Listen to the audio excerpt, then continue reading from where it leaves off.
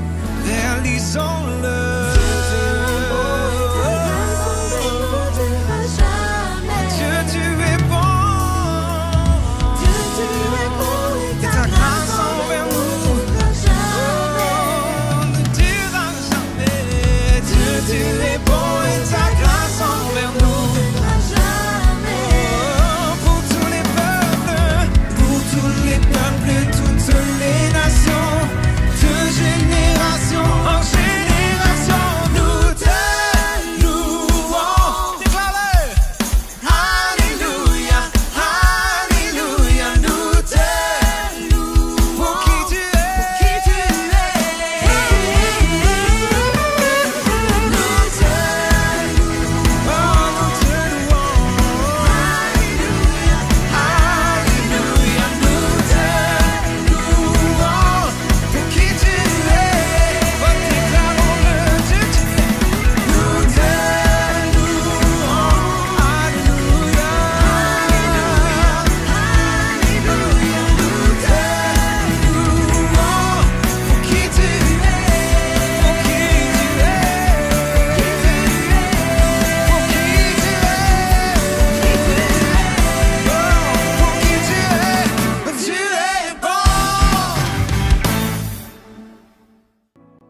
le roi dans sa beauté,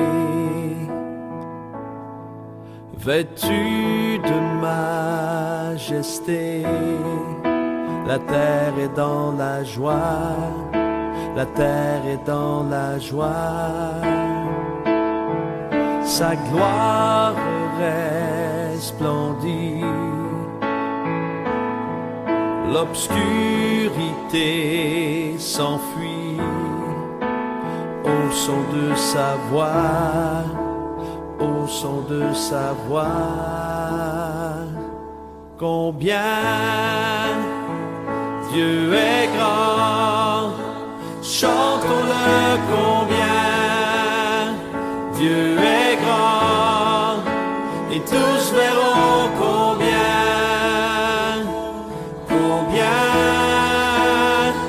Dieu est grand.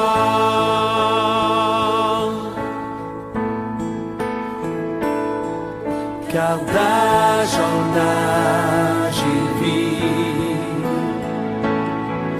le temps lui est soumis.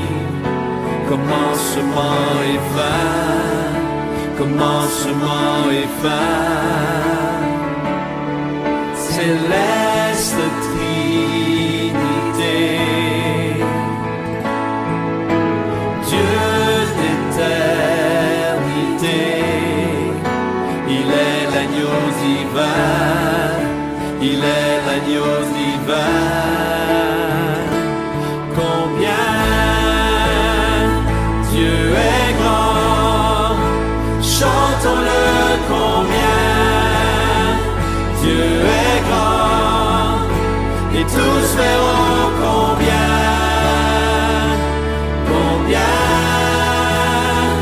Dieu est grand. Son nom est tout puissant, son nom est tout puissant.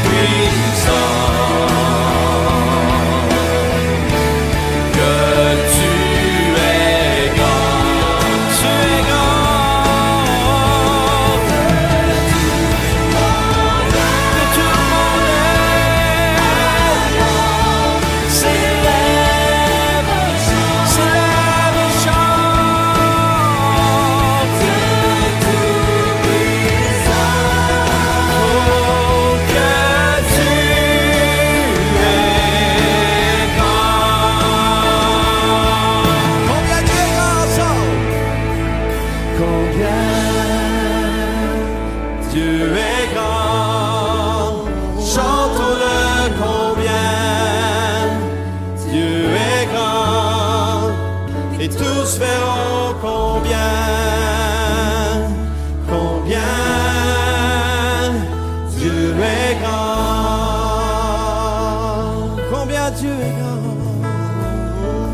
combien Dieu est grand, chantons-le combien Dieu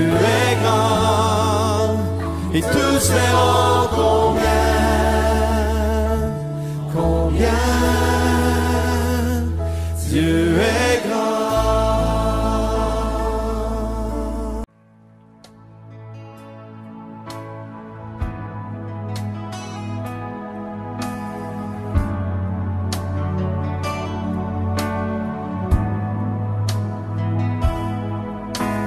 Je veux demeurer dans ta grâce. Je n'ai rien à donner, ni rien à te prouver. Je viens m'humilier devant ta face. Tu me connais si bien, je ne te cache rien. Il n'y a que toi seul, oh mon Jésus, qui ait connu mes craintes et mes frayeurs. Il n'y a que toi seul, oh mon Jésus, qui d'un regard vienne apaiser mon cœur.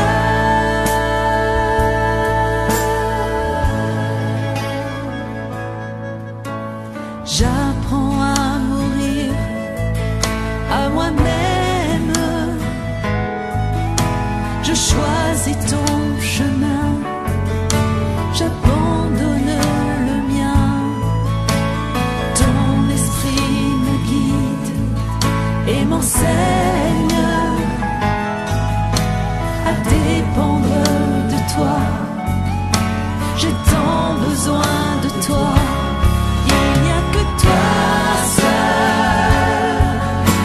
seul, oh mon Jésus, qui ait connu mes craintes et mes frayeurs. Il n'y a que toi seul, oh mon Jésus, qui d'un regard vienne apaiser mon cœur.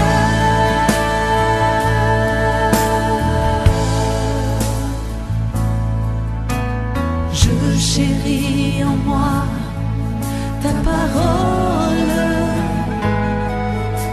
elle me parle de toi, elle fortifie ma foi.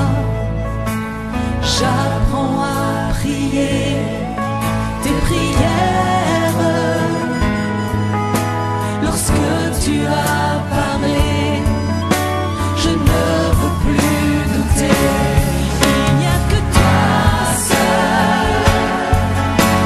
seul, oh mon Jésus, qui ait connu mes craintes et mes frayeurs. Il n'y a que toi seul, oh mon Jésus, qui d'un regard vienne apaiser mon cœur. Il n'y a que toi seul, oh mon Jésus, qui ait connu mes craintes et mes frayeurs. Il n'y a que toi seul, oh mon Jésus, qui d'un regard vienne apaiser mon cœur.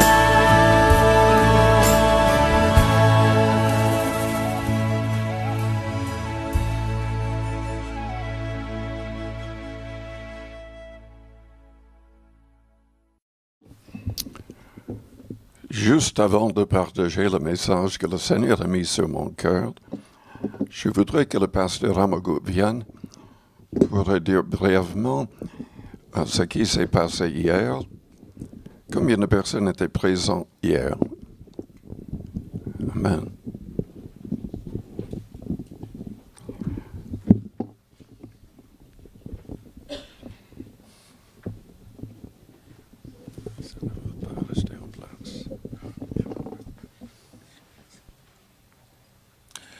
Soyez bénis en Jésus notre Seigneur. Brièvement, juste pour vous dire que il est bon que notre jeunesse soit vraiment à Jésus, entièrement.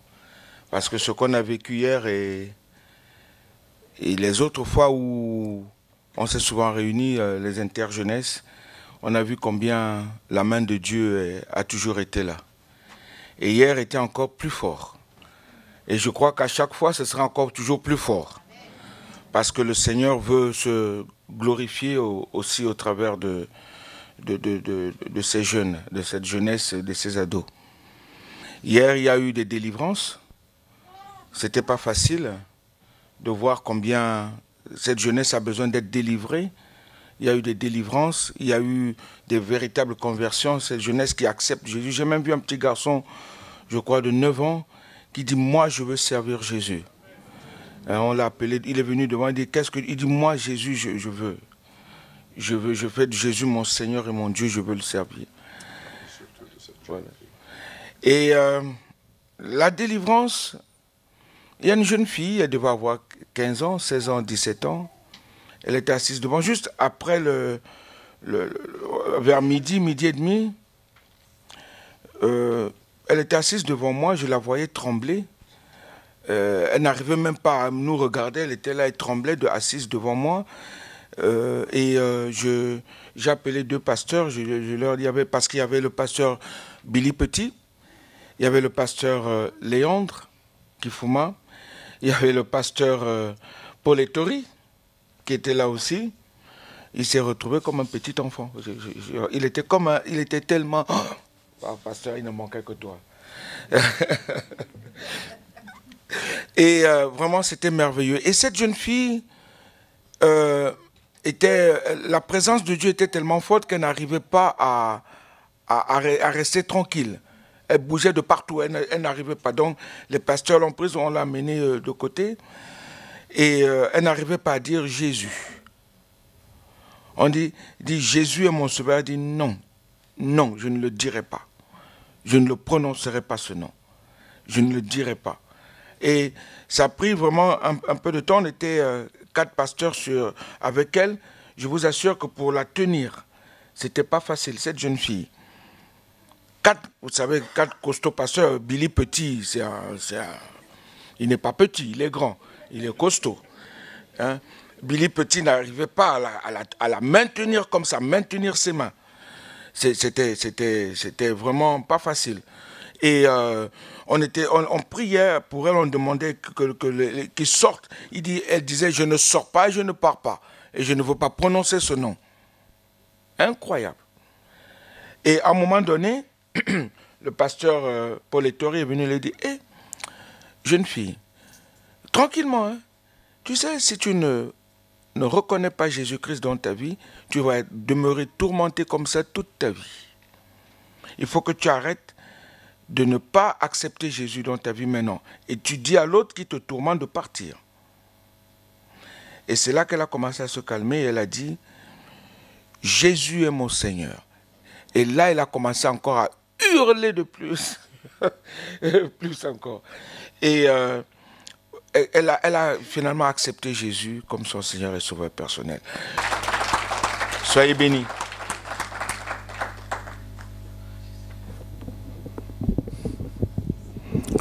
Il y a beaucoup de gens dans le monde qui ont besoin du Christ, besoin d'être délivrés même pour devenir de vrais chrétiens. Et Jésus-Christ a dit quoi? Dans Marc 16, voici les signes qui accompagneront, enfin les miracles, qui accompagneront ceux qui auront cru. En mon nom, ils chasseront les démons, ils parleront de nouvelles langues, etc., etc. Vous connaissez le passage. Ils imposeront même leurs mains aux malades, et les malades seront guéris. C'est pour... Oui. Là, pour une précision, pardonnez-moi. On a commencé la réunion hier en priant pour mon épouse, Yvette. C'est incroyable. Le pasteur Paul Ettori a invité, parce que c'est lui qui a insisté au téléphone vendredi en me disant, dis à ton épouse de venir à la réunion de jeunesse. Elle ne voulait pas. Elle dit, ah, mais bon, je vais quand même y aller. Elle est venue, pasteur. Il a prié avec elle. Aujourd'hui, elle est là avec nous, guérie.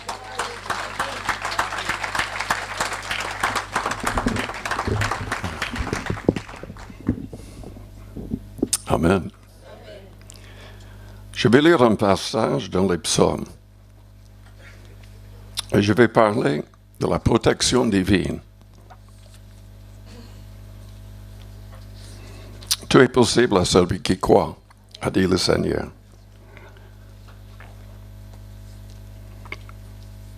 Déjà, le roi David savait que tout pouvoir était entre les mains du Seigneur. Il a dit, celui qui demeure sous l'abri du Très-Haut repose à l'ombre du Tout-Puissant. Je dis à l'Éternel, mon refuge et ma forteresse, mon Dieu en qui je me confie. Car c'est lui qui te délivre du filet de l'oiseleur, de la peste et de ses ravages. Il te couvrira de ses plumes et tu trouveras un refuge sous ses ailes. Sa fidélité est un bouclier et une cuirasse. Tu ne craindras ni les terreurs de la nuit, ni la flèche qui vole de jour, ni la peste qui marche dans les ténèbres, ni la contagion qui frappe en plein midi. Que 1000 tombent à ton côté et 10 000 à ta droite, tu ne seras pas atteint. De tes yeux seulement, tu regarderas et tu verras la rétribution des méchants. Car tu es mon refuge, ô Éternel. Tu fais du Très-Haut ta retraite. Aucun malheur ne t'arrivera. Aucun fléau n'approchera de ta tente. Car il ordonnera à ses anges de te garder dans toutes tes voies. Ils te porteront sur les mains, de peur que ton pied ne heurte contre une pierre. Tu marcheras sur le lion et sur l'aspic. Tu fouleras le lionceau et le dragon. Puisqu'il m'aime, je le délivrerai. Je le protégerai, puisqu'il connaît mon nom. Il m'invoquera et je lui répondrai. Je serai avec lui dans la détresse. Je le délivrerai et je le glorifierai. Je le rassasierai de longs jours et je lui ferai voir mon salut. Je voudrais juste souligner deux choses. Tout cela, c'est pour celui qui aime sincèrement le Seigneur et qui demeure sur l'abri du Très-Haut. Dans Jean 15, le Christ a parlé de l'importance de demeurer en lui et que sa parole demeure en nous, afin de réussir la vie chrétienne, afin de porter beaucoup de fruits et de gagner des âmes. Parfois, Dieu agit en avance, sachant que certaines personnes ayant l'occasion vont se convertir. Récemment, dans la ville de Nashville, dans le Tennessee aux États-Unis, il y avait un attentat. Un groupe de personnes fortement armés, avec des armes automatiques. Ils avaient dans leur cœur d'entrer dans une école et de tuer tout le monde. Ils se sont garés et ils ont essayé d'entrer dans l'école. Mais apparemment, quelqu'un les a vus et cette personne a fermé les portes à clé. Donc, ils n'arrivaient pas même à entrer. Donc, ils sont partis, mais bizarrement, Ils n'ont même pas vu 50 enfants qui étaient dehors, juste là où ils se sont garés. Et le soir, tous ces enfants, très jeunes, ont parlé avec leurs parents en disant, mais nous étions sous une dôme dorée et nous avons vu des anges. Tous les enfants ont parlé de leurs parents. Il y avait une 50aine d'enfants. Et Dieu avait agi par ses anges pour protéger ses petits-enfants. Extraordinaire. Extraordinaire.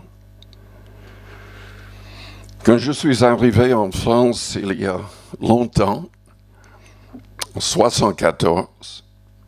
1974, j'étais responsable de l'évangélisation de cette organisation qui s'appelle en anglais Teen Challenge. Défi pour la jeunesse, quoi.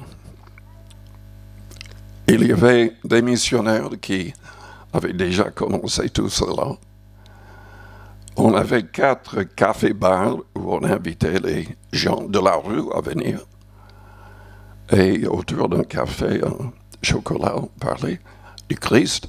Et on prêchait aussi, assis, chantait avec des guitares. Et on avait même 25 personnes à plein temps. Tout un groupe.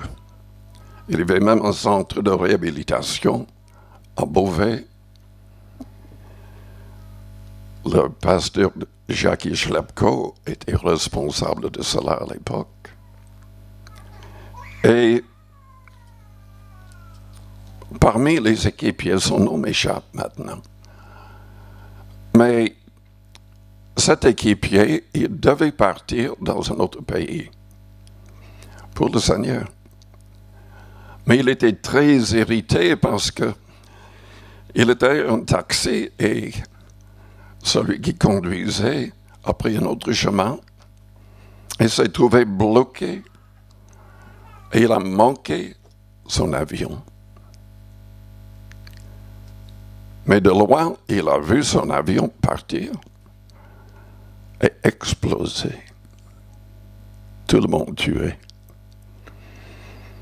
Le Seigneur l'a empêché d'être dans cet avion. C'était notre attentat. Dieu peut nous protéger. Je vous ai parlé de Lester Sumrall. Ce pasteur, enfin, je me suis converti sous son ministère.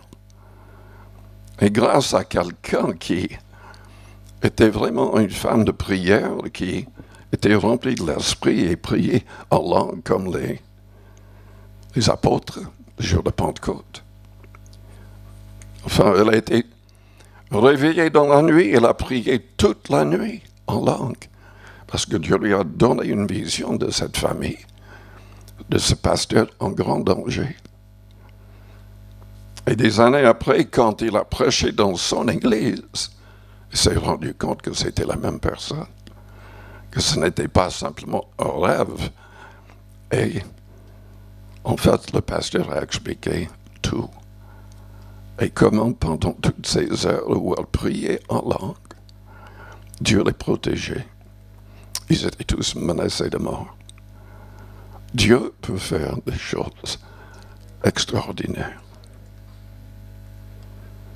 En fait, je vous ai dit, pour ceux qui étaient là, enfin, on a parlé de cette jeune personne qui apparemment était habitée d'un esprit mauvais.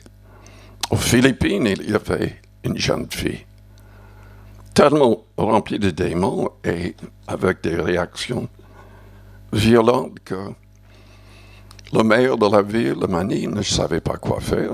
On l'avait mis dans une prison carrément. Et Lester Sumrall, entendant cette nouvelle, s'est mis à jeûner, à prier pendant 40 jours. Il ne savait même pas comment avoir l'autorisation pour aller prier pour cette personne. Ce n'était pas la première fois qu'il a prié pour elle, qu'elle a été délivrée. Mais après plusieurs luttes, elle a été complètement délivrée. Elle sert le Seigneur aujourd'hui. Mais à l'époque, les portes étaient toutes fermées. Il voulait faire construire une église. Ce miracle, cette délivrance, a tellement touché le cœur du maire de la ville qu'il lui a donné la clé de la ville. Il pouvait faire ce qu'il voulait. Et il a fait construire une église avec 10 000 places. Ce frère est décédé maintenant, mais l'église est toujours pleine de personnes au Mani. C'est une histoire merveilleuse. Et le Seigneur veut agir au travers de tous pour que le plus grand nombre soit sauvé. Dieu désire, il ne veut pas que les hommes aillent en enfer. Jésus-Christ est mort pour que les hommes aient l'occasion de saisir la vie éternelle. Et c'est à nous de partager ce message.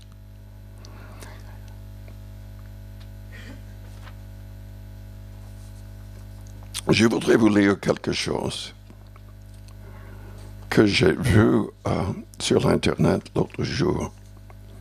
C'est une histoire vraie.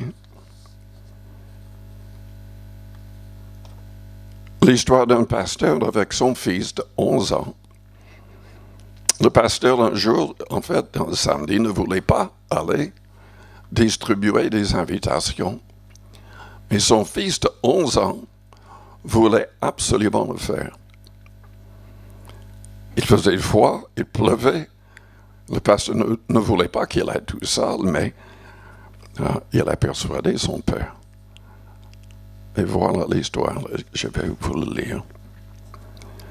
Le petit garçon s'habilla pour le froid, puis il dit à son père, « Ok, papa, je suis prêt. » Son père, le pasteur, a dit, « Prêt pour faire quoi? » « Papa, il est temps de sortir et de distribuer les invitations pour l'église. » Papa a répondu, « Fils, il fait froid dehors et il pleut. » L'enfant a regardé son père, surpris, et a dit, « Mais papa, les gens ont besoin de connaître Dieu, même les jours de pluie. » Papa a répondu, « Fils, je ne sors pas par ce temps. » Désespéré, l'enfant dit, « Papa, je peux y aller seul, s'il te plaît. » Son père attendit un moment, puis dit, « Fils, tu peux y aller. Voici les dépliants. Sois prudent. » « Merci, papa. » Et avec cela, le fils est sorti sous la pluie. Le garçon de 11 ans a parcouru toutes les rues du village, distribuant des tracts aux personnes qu'il voyait. Après 2 heures de marche, sous la pluie et le froid, avec son dernier flyer à la main, il s'est arrêté dans un coin pour voir s'il y avait quelqu'un d'autre à qui donner le flyer. Mais les rues étaient totalement désertes. Puis il se tourna vers la première maison qu'il vit, se dirigea vers la porte d'entrée, sonna plusieurs fois et attendit. Mais personne ne sortit. Finalement, le garçon se tourna pour partir, mais quelque chose l'arrêta. L'enfant se retourna vers la porte et se mit à sonner et à marteler fortement la porte avec ses... Enfin, ils ont marqué jointure avec ses mains. Il a continué à attendre. Enfin, la porte s'ouvrit doucement. Une dame sortit avec un air très triste et demanda doucement, « Que puis-je faire pour toi? » Avec des yeux radieux et un sourire éclatant, l'enfant dit, « Madame, je suis désolé si je vous ai contrarié, Mais je veux juste vous dire que Dieu vous aime vraiment et que je suis venu pour donner mon dernier dépliant qui parle de Dieu et de son grand amour. Le garçon lui a alors donné le dépliant. Elle a juste dit « Merci, mon fils, que Dieu te bénisse. » Eh bien, le dimanche matin suivant, le pasteur était en chair et quand le service a commencé, il a demandé « Est-ce que quelqu'un a un témoignage ou quelque chose qu'il veut partager? » Doucement, au dernier rang de l'église, une vieille dame se leva. Quand elle a commencé à parler, un regard radieux et glorieux a jailli de ses yeux. Personne dans cette église ne me connaît. Je ne suis jamais allé. Même dimanche dernier, je n'étais pas chrétien. Mon mari est décédé il y a quelque temps, me laissant totalement seul au monde. Dimanche dernier a été une journée particulièrement froide et pluvieuse. Et c'était aussi dans mon cœur que ce jour-là, je suis arrivé au bout du chemin, que je n'avais plus d'espoir et je ne voulais plus vivre. Puis j'ai pris une chaise et une corde et je suis monté au grenier de ma maison. J'ai attaché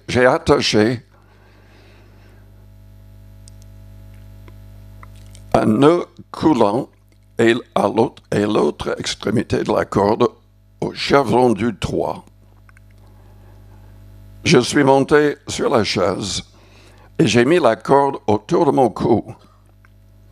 Je me suis alors tenu sur la chaise, seul et le cœur brisé. J'étais sur le point de me jeter de la chaise, quand soudain, j'ai entendu le bruit fort de la porte frapper. Alors j'ai pensé, j'attendrai 1 minute et qui que ce soit partira. J'ai attendu et attendu. Mais les coups de la porte devenaient de plus en plus forts à chaque fois. C'est devenu si fort que je ne pouvais plus l'ignorer. Alors je me suis demandé, mais qui est-ce que ça peut être? Personne ne s'approche jamais de ma porte et ne vient me rendre visite. J'ai relâché la corde de mon cou et je suis allé à la porte, tandis que la cloche sonnait toujours et qu'on frappait toujours à la porte. Quand j'ai ouvert la porte, je n'arrivais pas à croire ce que mes yeux voyaient. Devant ma porte se trouvait l'enfant le plus radieux et angélique que j'ai jamais vu. Il sourit. Oh, je ne pourrais jamais le décrire. Les mots qui sont sortis de sa bouche ont fait revivre mon cœur. Mort il y a si longtemps. Lorsqu'il a dit, avec la voix d'un ange, « Madame, je veux juste vous dire que Dieu vous aime vraiment. » Quand le petit ange a disparu, entre le froid et la pluie, j'ai fermé ma porte et lu chaque mot du flyer. Puis je suis allé au grenier pour enlever la chaise et la corde. Je n'en avais plus besoin. Comme tu vois, maintenant je suis une fille heureuse du roi. Puisque la direction du garçon, quand il est parti, était à cette église, je suis venu personnellement dire merci à ce petit ange de Dieu qui est venu juste à temps. Et en fait, pour sauver ma vie d'une éternité en enfer. Il a remplacé par une éternité en présence du Seigneur. Tout le monde a pleuré dans l'église. Le pasteur descendit de la chaire au premier banc de la façade, où était assis le petit ange. Il a pris son fils dans ses bras et a pleuré de façon incontrôlable. Et le personnage ajouté à la fin, ne laissez pas ce message mourir de froid. Après l'avoir lu, transmettez-le aux autres. N'oubliez pas que le message de Dieu peut faire une grande différence dans la vie de quelqu'un. N'ayez jamais peur de le diffuser.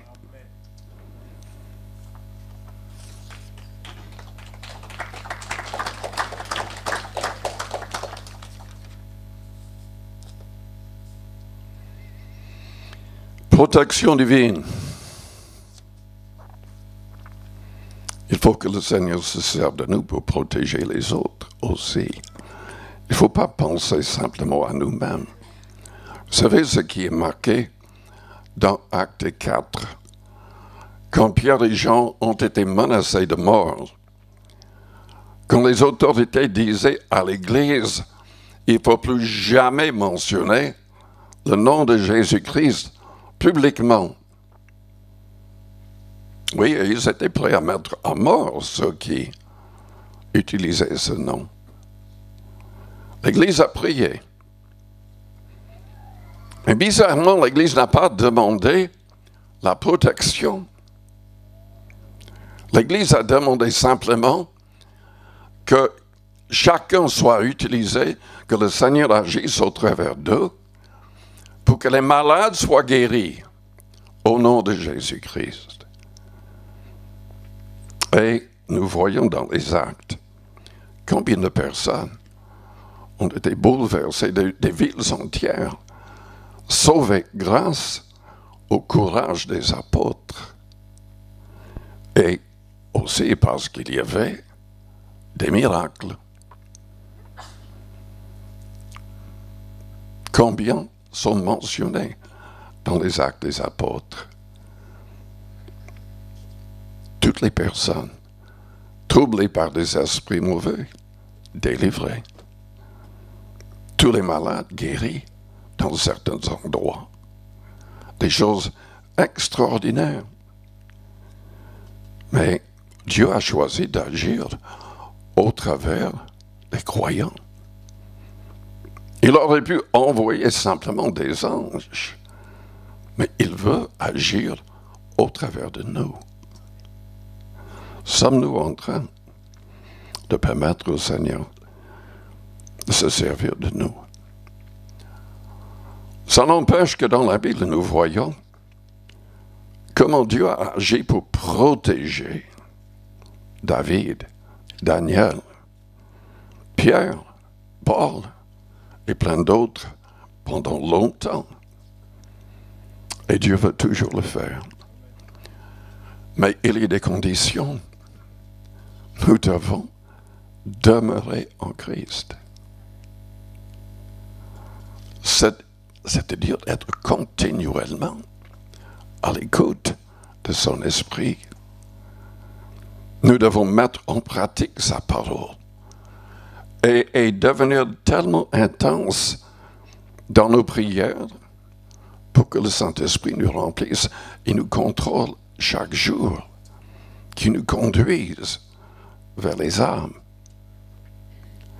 C'est parce que Pierre était à l'écoute qu'il a entendu la voix du Saint-Esprit. Et il a prêché dans la maison de Corneille, qui était remplie de personnes, tous des non-juifs. Les apôtres n'avaient pas encore compris que le message de l'Évangile n'était pas uniquement pour les Juifs. Il fallait que le Christ révèle cela petit à petit, que le monde entier pourrait se convertir s'ils acceptaient de croire en son nom, à ce qu'il avait accompli sur la croix de Calvaire, mourant à notre place pour nos fautes et en ressuscitant le troisième jour. Dieu veut accomplir des choses extraordinaires, mais il y a des choses qui peuvent nous bloquer. Tout d'abord, Il faut vraiment aimer le Seigneur.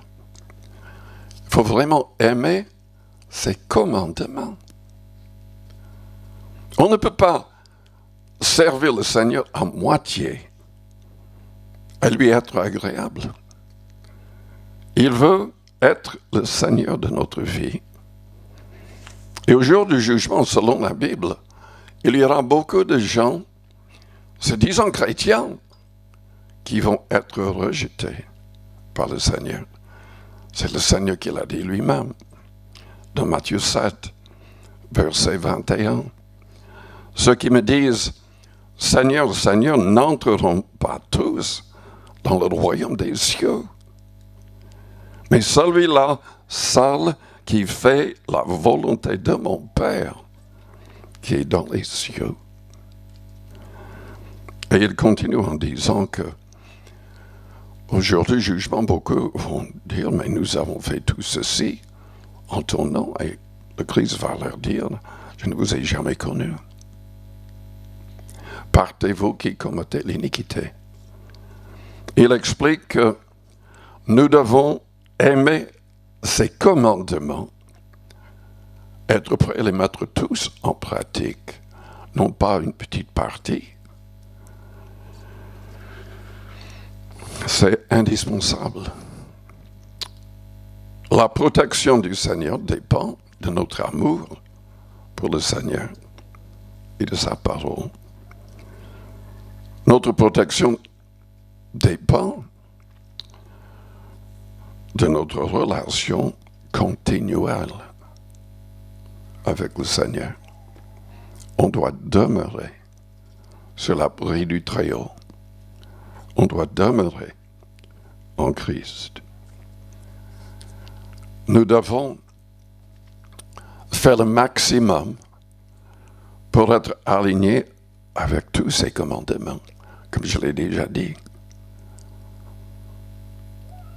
Ceux qui méprisent, vous savez, dans les églises, il y a beaucoup de gens qui ne suivent pas du tout les commandements du Christ. Ce n'est pas parce qu'on est catholique, protestant, pentecôtiste ou je ne sais pas quoi d'autre que nous serons sauvés. Nous devons vraiment avoir une relation réelle avec le Christ et mettre ses commandements en pratique. Et parfois, quand on parle de tous ces commandements, il y a beaucoup de chrétiens qui sont surpris parce qu'ils n'ont jamais compris ces commandements. En tout cas, ils n'ont jamais mis en pratique certains de ces commandements. Pour vous donner juste un exemple, dans Matthieu 6, le Christ a enseigné que nous devions pratiquer notre justice en privé, en secret. Si vous lisez Matthieu 6, il commence surtout en parlant du fait d'aider les pauvres. Aidons les pauvres. Mais combien de gens se disent chrétiens aident les pauvres? Combien de personnes sont comme le bon samaritain dont le Christ a parlé? Ou comme les prêtres, comme les chefs religieux qui sont passés sans aider cette personne inconsciente dans la rue?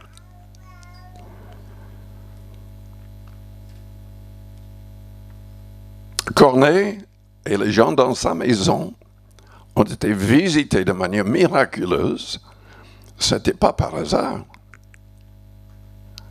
En fait, Dieu voyait ces gens parce que la Bible dit qu'ils priaient sans cesse et donnaient beaucoup d'aumônes. C'est-à-dire, ils aidaient les pauvres. Et Dieu, tenant compte de cela, a envoyé un ange, a dirigé le groupe vers Pierre et a parlé à Pierre par son esprit. Et les premiers non-juifs ont été remplis du Saint-Esprit. Pourquoi aider les pauvres? Ça fait déjà partie de l'Ancien Testament, de promesses merveilleuses. Proverbe 28, verset 27. Celui qui donne aux pauvres n'éprouve pas la disette, mais celui qui ferme les yeux est chargé de malédiction. Proverbe 21, verset 13. Celui qui ferme son oreille au cri du pauvre criera lui-même et n'aura point de réponse. Proverbe 14, verset 31. Opprimer le pauvre, c'est outrager celui qui l'a fait. Mais avoir pitié de l'indigent, c'est l'honorer. Proverbe 28, verset 8. Celui qui augmente ses biens par l'intérêt et l'usure les amasse pour celui qui a pitié des pauvres. Oui, il y a beaucoup de passages qui disent que Dieu, il agit pour prendre les richesses des méchants pour le donner aux gens qui aident les autres. Proverbe 11, verset 25. L'âme bienfaisante sera rassasiée. Celui qui arrose sera lui-même arrosé. Psaume 41, versets 1 et 2. Heureux celui qui s'intéresse aux pauvres. Au jour du malheur, le Seigneur le délivre. Le Seigneur le garde et lui conserve la vie. Il est heureux sur la terre et tu ne le livres pas au bon plaisir de ses ennemis. Cela dit, Dieu est souverain et nous devons tous mourir un jour. Il est réservé aux hommes de mourir une fois, après quoi vient le jugement. Dieu a agi miraculeusement pour sauver Pierre, pour sauver Paul, Silas, Barnabas, et bien d'autres, pendant un temps. Mais il ne les a pas protégés jusqu'au bout, parce que c'était sa volonté que certains meurent comme des martyrs. Quelqu'un a fait la remarque un jour que l'Église a progressé grâce au sang des martyrs. C'est ça qui a touché plein de cœurs, parce que les chrétiens acceptaient la mort, même dans les arènes à Rome, avec un courage extrême. Courage grâce au Saint-Esprit qui les aidait à tout accepter. Nous avons tellement besoin de l'Esprit et nous avons tellement besoin d'obéir, être prêts à obéir à tout ce que le Seigneur veut de nous. Paul a souffert de manière terrible, physiquement. Vous n'avez qu'à lire dans 2 Corinthiens chapitre 11. Flagellé, battu de verge, lapidé. Toute une liste de souffrances. Et en plus, il y avait même un esprit mauvais qui suscitait ces choses contre lui.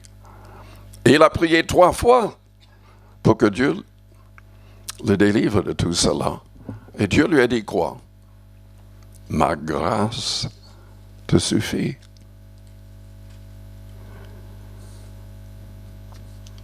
Vous vous souvenez de l'histoire entre le Christ et Pierre?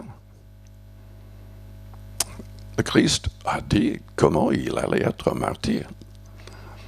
Il s'est tourné vers Jean, qui était un peu plus loin. Il a dit, mais Seigneur, et Jean, qu'est-ce qui va lui arriver? En fait, tous les apôtres croyaient que Jésus-Christ préférait Jean aux autres. Et il est vrai que Jean, enfin, si la tradition est vraie, a vécu jusqu'à l'âge de 98 ans. Certains disent qu'il est mort de manière naturelle. D'autres disent non, il a été quand même tué.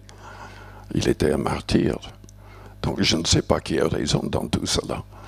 Mais en tout cas, Dieu a un plan pour chacun de nous. Il va complètement protéger certains.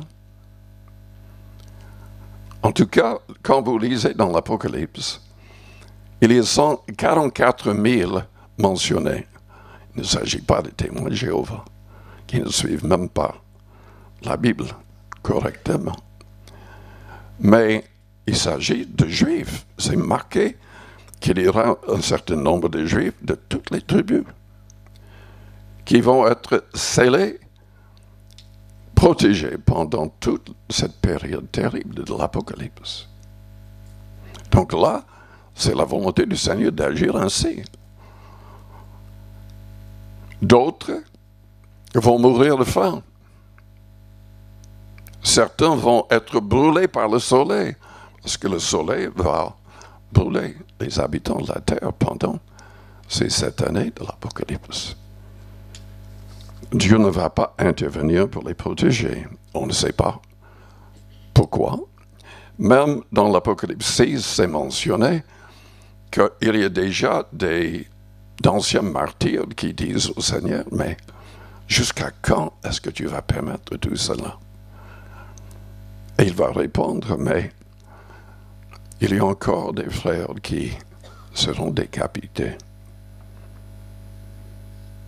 Vous savez que dans l'Épître aux Hébreux, dans le Nouveau Testament, le chapitre 11 parle des hommes et des femmes de foi. Il mentionne le fait que certains ne voulaient pas la délivrance. La Bible dit que même certains étaient sciés comme martyrs. Il y a des descriptions terribles. Mais ils ont accepté tout cela avec force et courage pour avoir une meilleure récompense au ciel. Et Jésus a dit, si tout le monde parle contre vous, réjouissez-vous, soyez dans l'allégresse, car votre récompense sera plus grande. Cela n'empêche que selon Luc chapitre 21, après avoir parlé de toutes les choses terribles qui allaient s'abattre sur la terre à la fin, le Christ a dit, mais priez pour que vous ayez la force d'échapper à toutes ces choses.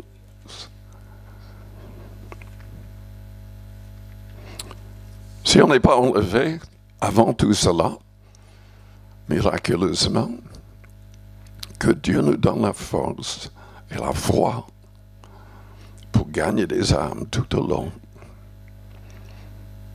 Il y a beaucoup d'endroits où il n'y a pas beaucoup de chrétiens parce que trop de croyants ont peur d'y aller, de témoigner, de prêcher.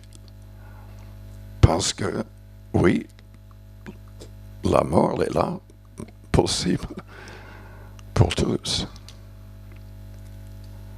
Mais il y a tellement de gens qui ont donné leur vie dans l'histoire.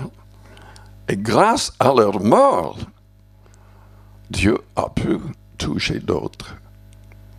L'apôtre Paul lui-même, qui avait le nom Saul à l'époque, il tenait les vêtements de ceux qui lapidaient le premier martyr. Et Étienne, quand il était en train d'être lapidé, qu'est-ce qui l'a aidé? La Bible dit qu'il était rempli du Saint-Esprit. Et le Seigneur a ouvert ses yeux pour qu'il voie Dieu, enfin sa gloire, et Jésus à sa droite.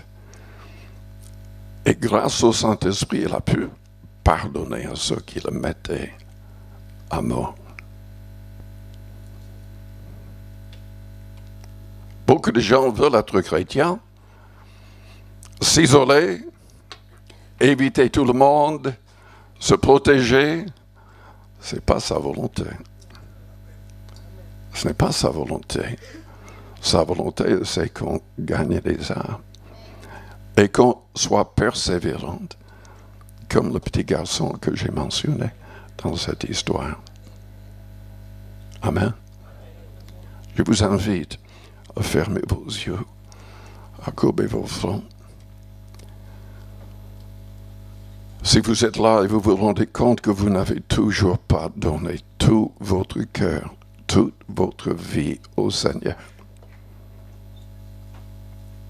vous n'avez pas encore pleinement décidé de mettre sa parole en pratique pleinement. Vous n'avez pas encore décidé de l'accepter comme le maître, comme le Seigneur de chaque domaine de votre vie. Mais si aujourd'hui, vous voulez le faire, vous voulez l'accepter pleinement, je voudrais prier pour vous. Pendant que les yeux restent fermés, les fronts courbés, faites-moi signe en élevant votre main et je prierai pour vous. Aujourd'hui, vous voulez le suivre pleinement. Pour la première fois, pleinement. Faites-moi signe si c'est votre désir. J'espère que vous êtes tous en train de le suivre pleinement, parce que pour l'instant, je ne vois pas de main. Voilà, je vois quelques mains. Combien de personnes peuvent dire par la main élevée, « Moi, je suis le Seigneur pleinement. »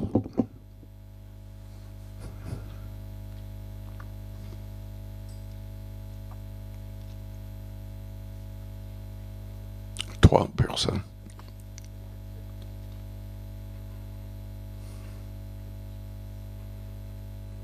Je vais être honnête avec vous.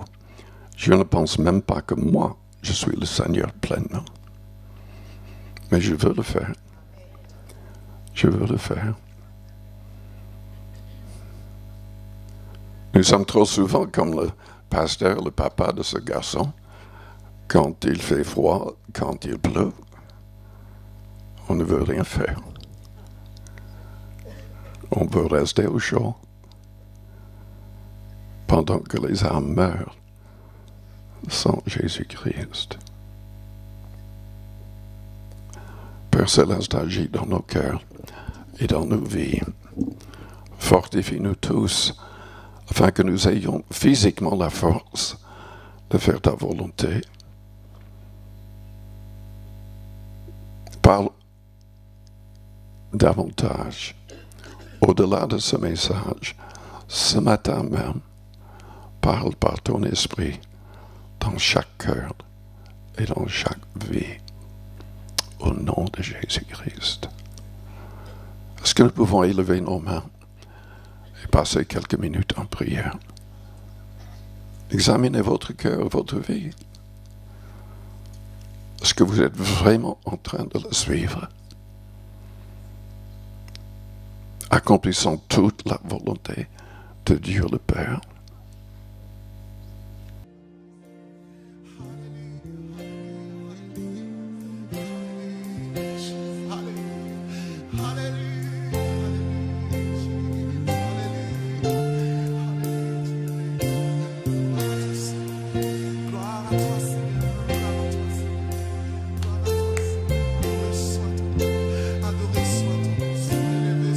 Célébré soit ton nom, alléluia.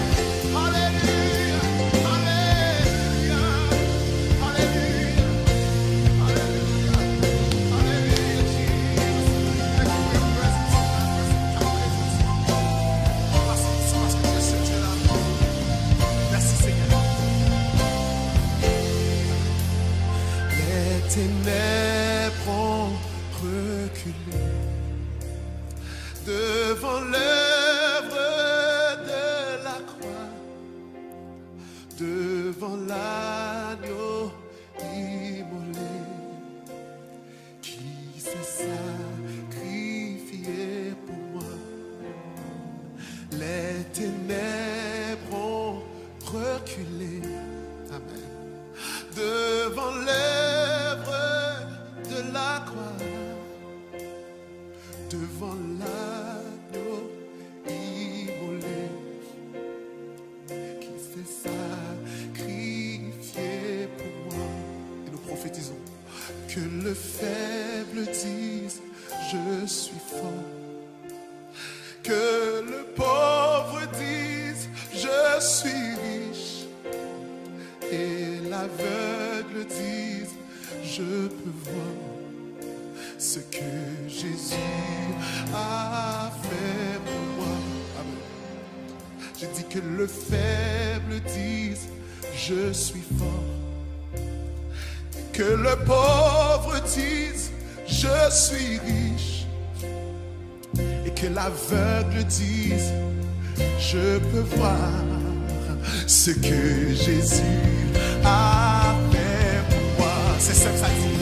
Hosanna, Hosanna à l'agneau immolé. Hosanna, Hosanna, Jésus est ressuscité. Amen. Hosanna, Hosanna à l'agneau. Alléluia, Alléluia. Hosanna, Hosanna. Jésus est ressuscité. Hosanna, Hosanna, Hosanna, Hosanna à l'agneau immolé. Hosanna, Alléluia. Jésus est ressuscité. Vous savez ce que on m'a fait comprendre à travers ce chant, c'est que les paroles disent que le faible dit je suis fort, que le pauvre dit je suis riche, que l'aveugle dit je peux voir ce que Jésus a fait pour moi. Et il m'a fait comprendre que Jésus était dans le tombeau, mort, mais il n'est pas resté dans cet état-là.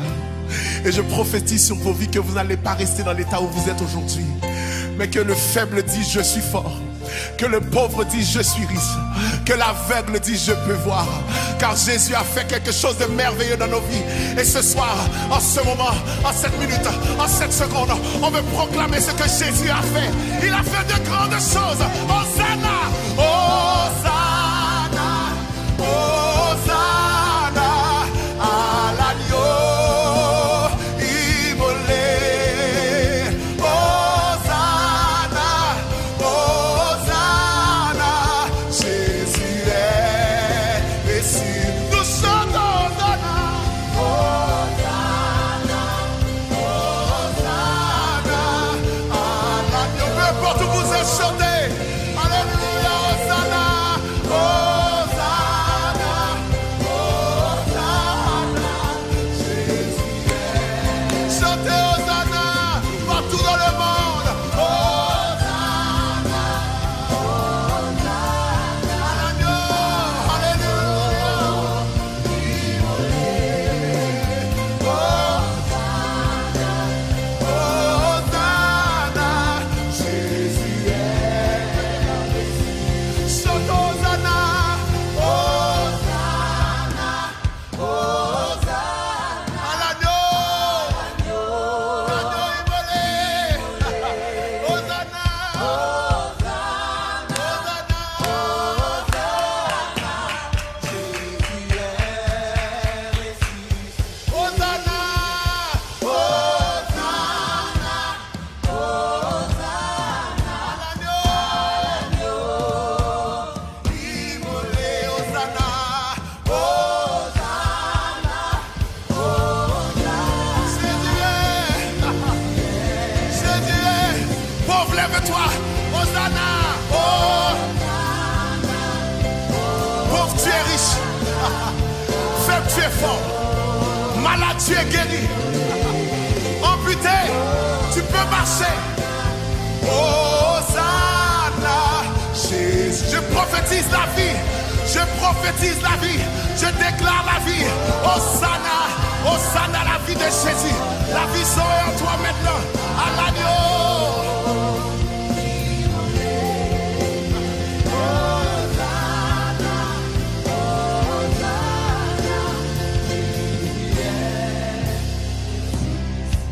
Maintenant, proclame-le très fort. Hosanna, Hosanna, à l'agneau immolé. Hosanna, amen. Hosanna, Jésus est ressuscité. Amen. Nous déclarons.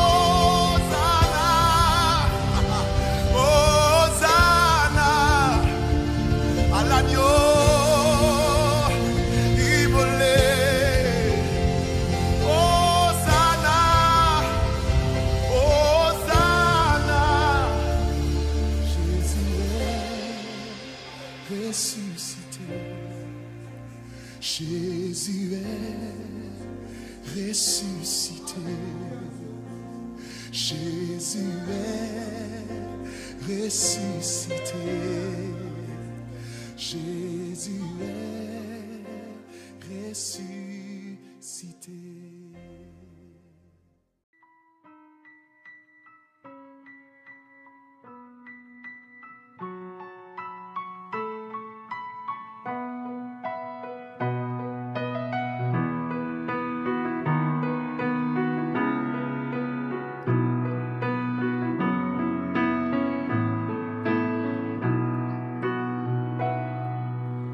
Tu es grand.